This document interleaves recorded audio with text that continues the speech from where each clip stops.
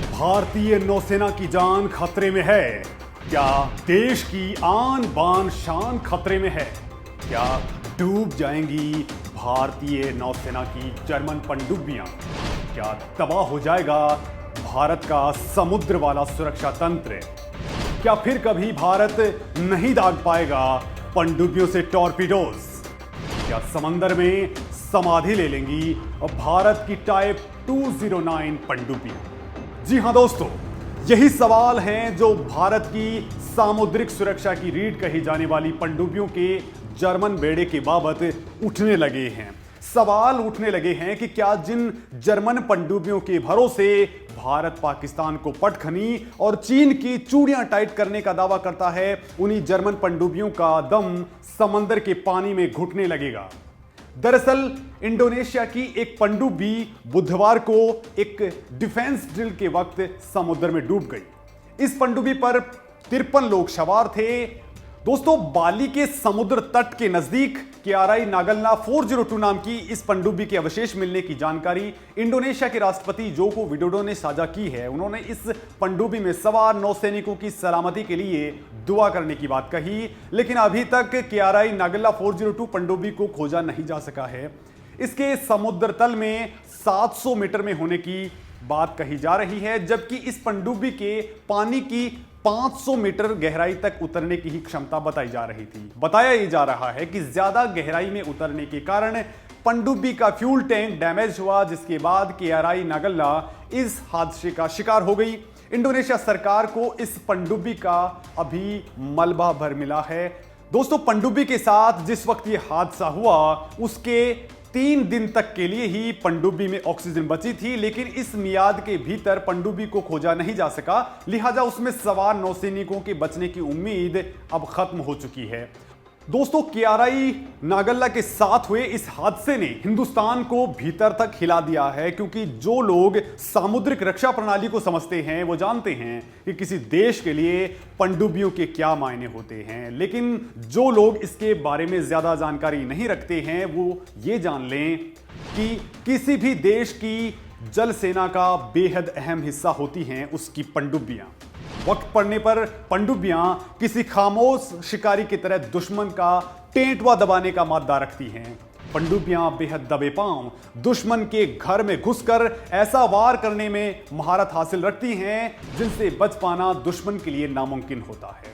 अगर नौसेना को किसी देश का दिल कहें तो पनडुब्बियां उसके दिल में रक्त संचार करने वाली धमनियों की तरह होती हैं।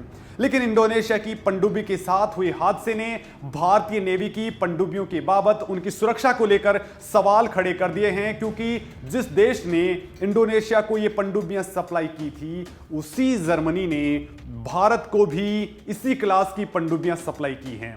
भारत और इंडोनेशिया समेत करीब दर्जन भर देशों को गैर परमाणु पनडुब्बियां बेचने के मामले में जर्मनी दुनिया में नंबर 1 है।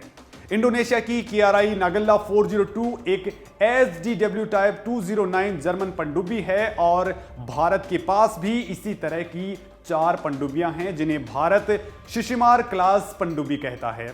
लिहाजा कियाराई नागल्ला के साथ जो हादसा हुआ वो भारतीयों को डरा रहा है, क्योंकि ऐसे हादसे झेलना भारत की नौसेना को बड़ा नुकसान पहुंचा सकते हैं, वो भी उन हालात में जब भारत कोविड-19 की चुनौतियों से लड़ रहा है और देश को 65,000 टन के एक बड़े एयरक्राफ्ट कैरियर विशाल की प्रस्तावित खरीद की बेहद जरूरत है।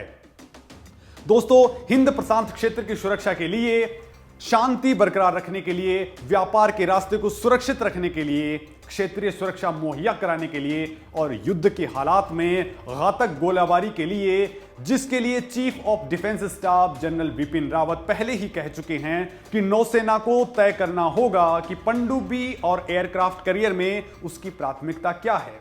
ऐसे में भारत के पनडुब्बी बेड़े का किसी हादसे का शिकार होना त्रासदी से कम नहीं होगा। हालांकि भारत के लिए सुकून की बात यह है कि हमारी नौसेना जो पनडुब्बियां ऑपरेट करती है वो सुरक्षा के लिहाज से इंडोनेशिया की पनडुब्बियों से बेहद अलग है। इंडियन नेवी इस समय 4 SDW टाइप 209 पनडुब्बियों को ऑपरेट करती है। भारतीय पनडुब्बियों में अलग हो सकने वाला रेस्क्यू पोर्ट भी होता है। हालात स्थिति या फिर पनडुब्बी डूबने पर 50 से ज्यादा लोग रेस्क्यू पोर्ट से बाहर आ सकते हैं। यह फीचर इंडियन नेवी के लिए बेहद खास है। इंडोनेशिया की पनडुब्बी 1300 टन की KRI नागल्ला डीजल पनडुब्बी थी, जिसमें यह फीचर नहीं था। तो भारतीय नौसेना के बेड़े में शामिल SDW टाइप पनडुब्बियां सुरक्षा के लिहाज से इंडोनेशियन पनडुब्बियों से काफी अलग हैं। भारत ने अपनी नौसेना को और मजबूत करने के लिए अपने बेड़े में दोनों तरह की पनडुब्बियों को शामिल किया हुआ है।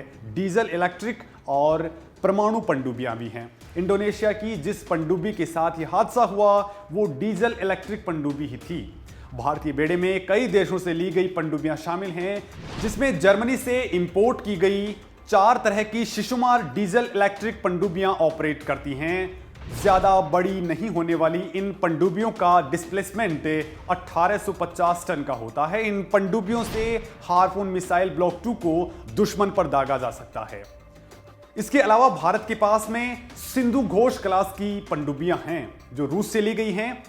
नौसेना के पास सिंधु घोष क्लास की पहले 10 पनडुब्बियां थी, इसमें से अब 8 पनडुब्बियां सेवा में हैं, जबकि INS सिंधु रक्षक पनडुब्बी 2013 में मुंबई के पास हादसे के बाद समुद्र में डूब गई थी। पिछले साल मार्च में INS सिंधुवीर को म्यांमार को दे दिया गया था।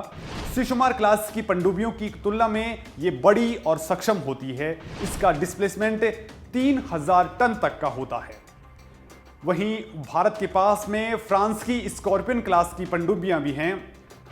भारत के पास इस वक्त कलवरी क्लास की 3 पनडुब्बियां INS खंडेरी, INS कलवरी और INS करंज नौसेना में शामिल हो चुकी हैं। इस श्रेणी की चौथी पनडुब्बी वेला का 6 मई 2019 को जलावतरण हुआ था, जिसका समुद्र में ट्रायल अभी चल रहा है। इस श्रेणी की 5वीं पनडुब्बी वागिर का जलावतरण पिछले साल 12 नवंबर को हुआ।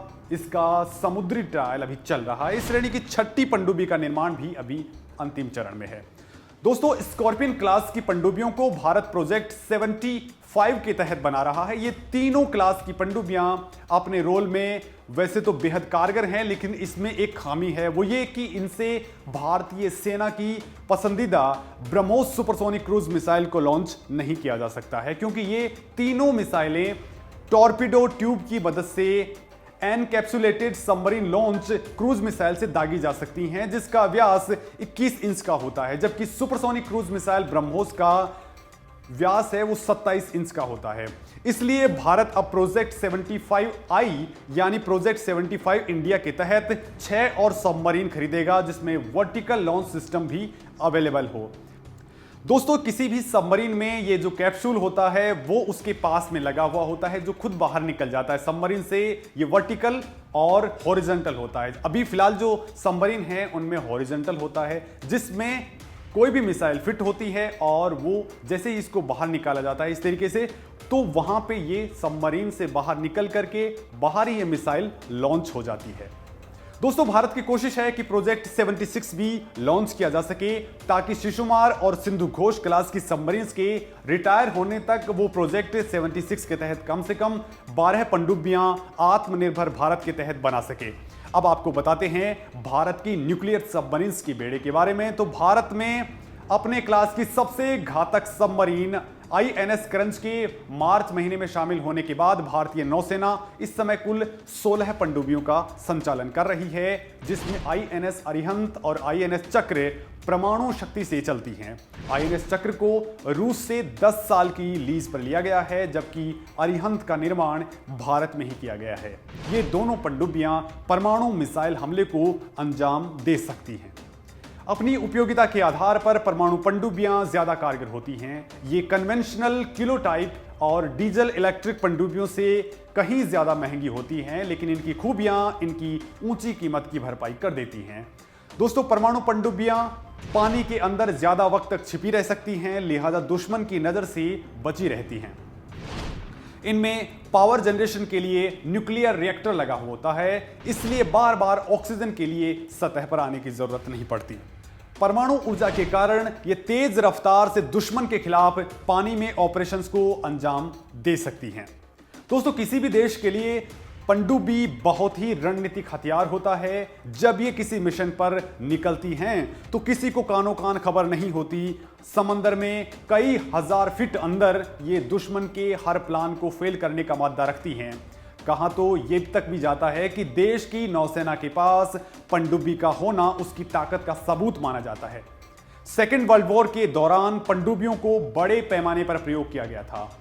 दोस्तों, इसके बाद से ही नौसेनाएं बड़े स्तर पर पनडुब्बियों को तरजीह देने लगी। भारत भी अपनी समुद्री क्षेत्र में झगड़ालू पड़ोसियों को काबू में रखकर शांति बनाए रखने के लिए इनका इस्तेमाल करता है। लिहाजा पनडुब्बियों से जुड़े ऐसे हादसों को सबक के तौर पर लिया जाना चाहिए, ताकि संभलने के लिए ठोकर लगने से पहले ही हम सतर्क हो जाएं और फिर से इस तरह का कोई हादसा नहीं होने पाए। लेकिन दोस्तों, इससे पहले भारत की पनडुब्बियों के साथ भी कई तरह के हादसे हो चुके हैं। जिस परमाणु पनडुब्बी की हम बात कर रहे हैं INS अरिहंत, उसके परमाणु रिएक्टर में ही प्रॉब्लम आ गई थी, जो अभी तक ठीक हुआ या नहीं ठीक हुआ इसकी कोई इंफॉर्मेशन बाहर नहीं आ पाई।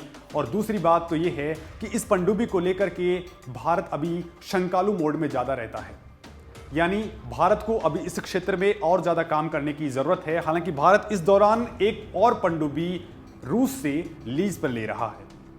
तो दोस्तों, आपको इस मामले में क्या कुछ कहना है, आप कमेंट सेक्शन के जरिए हमें जरूर बताएं। साथ ही आपको किस टाइप की वीडियो देखना पसंद है वो हम एक्सप्लोर करने की कोशिश करेंगे, वो भी आप हमें सजेस्ट कर सकते हैं। नमस्कार दोस्तों।